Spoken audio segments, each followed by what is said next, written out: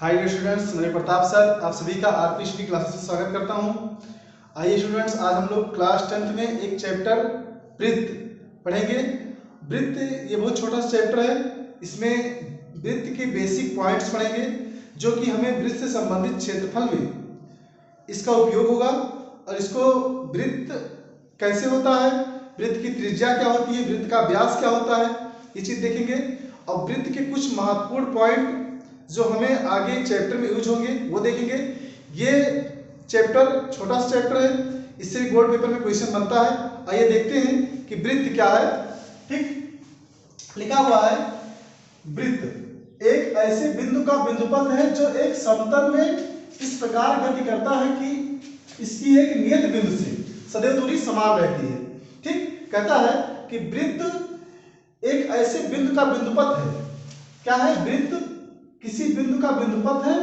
ये क्या है? एक वृत्त है जिसकी एक नियत बिंदु से दूरी क्या होती है? सदैव समान रहती है। मान लीजिए एक नियत बिंदु है, इससे इस वृत्त के किसी भी बिंदु की दूरी क्या होगी? समान होगी। ये यहाँ पर क्या है? ये वृत्त है। ठीक, और कह रहा है कि नियत बिंदु को वृत्त का केंद्र कहते हैं। वृत्त का केंद्र क्या होता है? सी, क्योंकि वृत्त का केंद्र सी से लिखते हैं और सी यानी कि सेंटर। ये पूरा क्या है? हमारा एक वृत्त है। ठीक, अब इस सेंटर, ये सेंटर है और ये पूरे वृत्त की क्या बोलते हैं? इसको बोलते हैं परिधि। क्या बोलते हैं? परिधि। अगर वृत्त के केंद्र से परिधि पे किसी बिंदु से मिलाया जाए इस प्रकार से ये, तो इसको बोलते हैं वृत्त की त्रिज्या। ये क्या है? त्रिज्या। यानी वृत्त के केंद्र से और वृत्त के परिधि की किसी बिंदु को मिलाया जाए तो ये क्या है? वृत्त की त्रिज्या है। और यहां से इसको यहां से पूरा इस एक ऐसा, ये क्या हो गया? ये त्रिज्या हो गया। अगर पूछे वृत्त का व्यास क्या होता है, तो वृत्त के परिधि के एक बिंदु से दूसरे बिंदु तक, लेकिन वो रेखा कहां से? केंद्र से होकर जाए तो उसी का कहते हैं वृत्त का व्यास कहते हैं। अगर इसको यहां से मिला दिया जाए तो यहां से पूरी लंबाई क्या है? ये वृत्त का व्यास। इधर भी आर और इधर भी आर, इसको क्या बोलेंगे? पूरी लंबाई। ये पूरी लंबाई क्या है? व्यास। और व्यास को किससे लिखते हैं? डी से लिखते हैं। ठीक, तो यहां पर त्रिज्या आर क्या है? आर है वृत्त की त्रिज्या। आर वृत्त की त्रिज्या। ठीक, और त्रिज्या यानी कि एक बिंदु, इसको अगर ए मान लीजिए और ये बी मान लीजिए, तो ए सी और बी एक बिंदु से, इस बिंदु ए से बिंदु बी की दूरी जो कि सेंटर से होकर जा रही है, केंद्र से होकर जा रही है, इसको क्या बोलेंगे? व्यास बोलेंगे। व्यास। व्यास को लिखते हैं किससे? डी से। क्यों? क्योंकि डायामीटर व्यास। ठीक, अब देखिए यहां पर वृत्त में केंद्र क्या होता है? वृत्त के बीचों बीच जो सेंटर होता है उसको केंद्र बोलते हैं। और केंद्र से वृत्त की परिधि से किसी बिंदु को मिला दिया जाए वो वृत्त की त्रिज्या होती है। और वृत्त का व्यास क्या होता है? वृत्त के दोनों परिधियों से कोई रेखा जो सेंटर से होकर जाए वो क्या होता है? वृत्त का व्यास होता है। अब व्यास को डी से लिखते हैं। ये डी किसके बराबर होता है? आर प्लस आर, यानी ये भी त्रिज्या और ये भी त्रिज्या, तो किसके बराबर हो जाएगा? ये 2r के बराबर हो जाएगा। वृत्त डी बराबर कितना? 2r। ठीक, और वृत्त की इस पूरी लंबाई को, इस पूरी लंबाई क्या बोलते हैं? परिधि बोलते हैं। वृत्त की परिधि या परिमाण, वृत्त की परिधि ये क्या होता है? 2 पाई r होता है। जहां पर r क्या है? वृत्त की त्रिज्या है। और पाई क्या है? पाई का मान होता है कितना? 22/7। पाई का मान या तो 22/7 रखिए या फिर 3.14, ये पाई का मान होता है। ठीक, अब देखिए यहां पर हमें पढ़ना है क्या? वृत्त की स्पर्श रेखा। यहां पर देखिए लिखा हुआ, पहले वृत्त की स्पर्श रेखा पढ़ेंगे, फिर वृत्त की छेदक रेखा क्या होती है, और एक बिंदु से वृत्त पर कितनी स्पर्श रेखाएं खींची जा सकती है। तो पहला पॉइंट पढ़ेंगे स्पर्श रेखा। क्या? स्पर्श रेखा। देखिए जैसे मान लीजिए कि ये एक वृत्त है। क्या है? एक वृत्त है ये, और वृत्त का केंद्र क्या है? सी है। ठीक, केंद्र सी या ओ से लिख सकते हैं। अब इस वृत्त से वृत्त के ऊपर किसी बिंदु पर कोई एक ऐसी रेखा खींचिए जो वृत्त के एक बिंदु पर क्या करती हो? प्रतिच्छेद करती हो। जैसे कि यहां पर हमने एक रेखा खींच दिया इस प्रकार से, ये क्या है, ये इस बिंदु पर प्रतिच्छेद कर रही है, तो ये PQ, इसको PQ मान लीजिए। तो PQ बिंदु A पर स्पर्श रेखा है। क्या है, यह है स्पर्श रेखा, इसको बोलेंगे स्पर्श रेखा। यदि कोई रेखा किसी वृत्त के एक ही बिंदु पर क्या करे, टच करे या स्पर्श करे, तो उसे कहते हैं वृत्त की स्पर्श रेखा। जैसे ये हो गया, या फिर देखिए, एक वृत्त पर कोई पूछे कितनी स्पर्श रेखाएं खींची जा सकती हैं, तो एक वृत्त पर अनंत स्पर्श रेखाएं खींची जा सकती हैं। कितनी? अनंत। यानी कि यहां भी स्पर्श रेखा खींच दीजिए इस प्रकार से, मतलब हर बिंदु पर वृत्त के क्या कर सकते हैं, स्पर्श रेखा खींच सकते हैं। कोई वृत्त है तो उस वृत्त से कितनी, उस वृत्त पर अनंत स्पर्श रेखाएं खींची जा सकती हैं। अब दूसरा है छेदक रेखा। दूसरा क्या है, छेदक रेखा। देखिए, मान लीजिए ये कोई वृत्त है, क्या है, एक वृत्त है। ये वृत्त का क्या है, केंद्र है, ठीक। अब एक ऐसी स्पर्श रेखा, छेदक रेखा बना ना, तो यह छेदक रेखा मतलब कोई ऐसी रेखा जो वृत्त के किसी दो बिंदुओं को कट करे। वृत्त में किसी दो बिंदुओं को क्या करे, कट करे, वो क्या होता है, वृत्त की छेदक रेखा। जैसे मान लीजिए ये हमने एक रेखा खींचा, ये वृत्त को कितने बिंदुओं पर, दो बिंदुओं पर क्या कर रही है, ये छेदन कर रही है, यानी कट कर रही है। तो ये इसको मान लीजिए P, ये Q। तो PQ क्या है, वृत्त की छेदक रेखा है। PQ वृत्त की छेदक रेखा, ठीक। तो ये हो गया स्पर्श रेखा और ये हो गया छेदक रेखा, ठीक। अब बात करते हैं कि एक बिंदु से खींची गई स्पर्श रेखाओं की संख्या। तो आप लोग इसका स्क्रीनशॉट लीजिए, इसके बाद आगे पढ़ाना।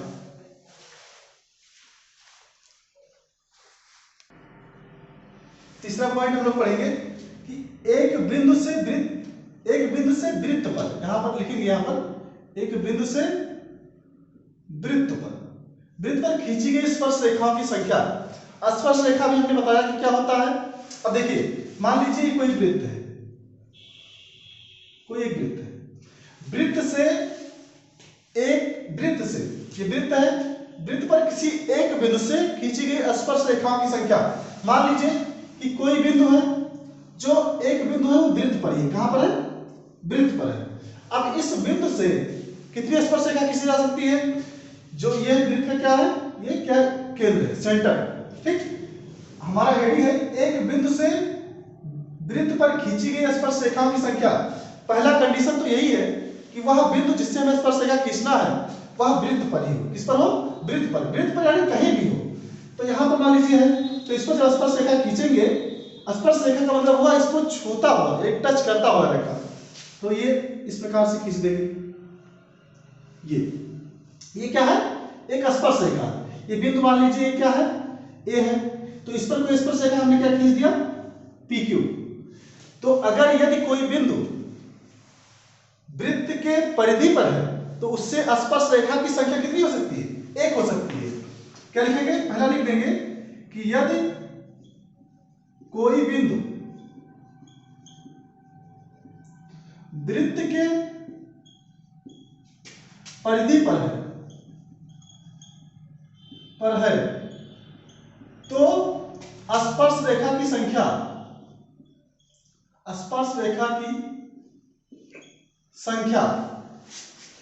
हमेशा एक होगी, ठीक। तो ये समझ में आ गया, यदि कोई वृत्त के परिधि पर यदि कोई बिंदु है तो उस पर स्पर्श रेखा एक ही खींची जा सकती है। और दूसरी चीज है कि यदि मान लीजिए ये वृत्त है, ये एक वृत्त है, ठीक। अब एक ही बिंदु से भी खींचना है। हमारा हेडिंग क्या है, एक बिंदु से खींची गई स्पर्श रेखा की संख्या। हमने पहले कहा कि जो बिंदु है वो वृत्त के परिधि पर है। अब हम कह रहे हैं कि जो बिंदु है वो वृत्त के बाहर है, कहीं पर है, बाहर मान लीजिए यहां पर है, ये यहां पर है, और इसका केंद्र क्या है, यह है C, ठीक। अब ये बिंदु अगर हमने इसको मान ले, हम लोग P मान ले, ठीक। तो यहां से हमें स्पर्श रेखा खींचनी है, इस बिंदु से इस वृत्त पर स्पर्श रेखा खींचनी है। यानी एक रेखा इस प्रकार से खींचिए कि यहां से जाता हुआ क्या करे, इसके वृत्त को टच करे, इस प्रकार से। ये पहली रेखा ये खींच सकते हैं और दूसरी रेखा इस प्रकार से खींच सकते हैं। ठीक, तो इस बिंदु P से हम लोग क्या कर सकते हैं, दो स्पर्श रेखाएं खींच सकते हैं। इसको मान लीजिए A और ये मान लीजिए B।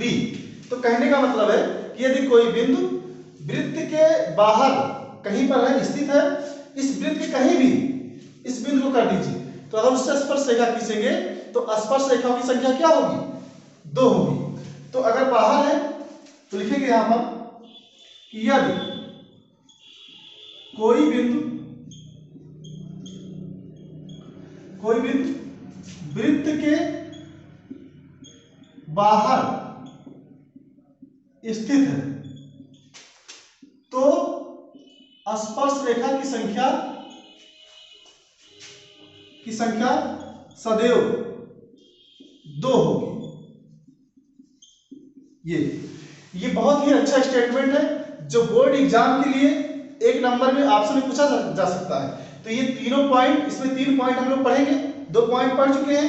अब एक पॉइंट ये है कि यदि जिस बिंदु की हम बात कर रहे हैं कि एक बिंदु से स्पर्श रेखा की संख्या, मान लीजिए कि ये कोई क्या है, एक वृत्त है, कोई एक वृत्त है। अभी तक हमने बताया कि कोई अगर इसके परिधि पर होता है तो स्पर्श रेखा 1 खींची जा सकती है।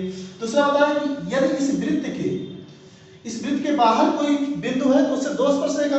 अब तीसरा चीज ये है कि यदि कोई बिंदु वृत्त के अंदर है, मान लीजिए वृत्त के अंदर यहां पर है, तो इससे कितनी स्पर्श रेखा खींची जा सकती है। अब देखिए इस बिंदु से होकर अगर स्पर्श रेखा खींचेंगे इस प्रकार से, ये हो जाएगा, ये मान लीजिए P है, क्या है, P है, इस पर से खींचेंगे तो ऐसे हो जाएगा या इस प्रकार से हो जाएगा। कोई भी जो स्पर्श रेखा खींचेंगे वो स्पर्श रेखा नहीं होगा। ये बिंदु P की क्या है, ये सभी छेदक रेखाएं हैं, क्योंकि वृत्त को ये स्पर्श नहीं कर रही है, ये सीधा सीधा क्या कर रही है, वृत्त को कट कर रही है। क्या कर रही है, देखिए यहां पर ये कट कर दिया, ये यहां पर कट कर दिया। स्पर्श रेखा का मतलब ये होगा कि वृत्त को केवल टच करे, टच करके निकल जाए।